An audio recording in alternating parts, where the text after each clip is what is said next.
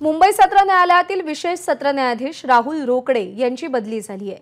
न्यायाधीश राहुल रोकडे यांच्या समोर राज्यातील सत्ताधारी आमदार आणि मंत्र्यांविरोधातले महत्त्वाचे खटले सध्या अंतिम टप्प्यात आहेत। दरम्यान मुंबई सत्र न्यायालयातून त्यांची दिंडोशी सत्र न्यायालयामध्ये बदली झाली आहे।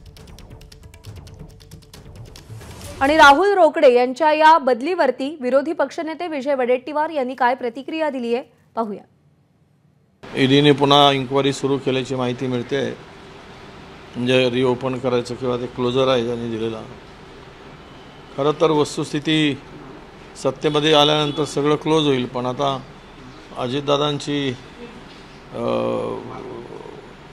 मला वाटतं उपयुक्तता कमी झाली की काय, म्हणूनच भाजपा परत त्यांना आपल्यासोबत पुढच्या विधानसभेच्या निवडणुकीत घेऊ इच्छित नसेल, म्हणून त्यांना कदाचित पुन्हा अडकवण्याचा प्रयत्न आणि बदनाम करण्याचा प्रयत्न पुन्हा नव्यानं करायचं काही षडयंत्र असू शकते।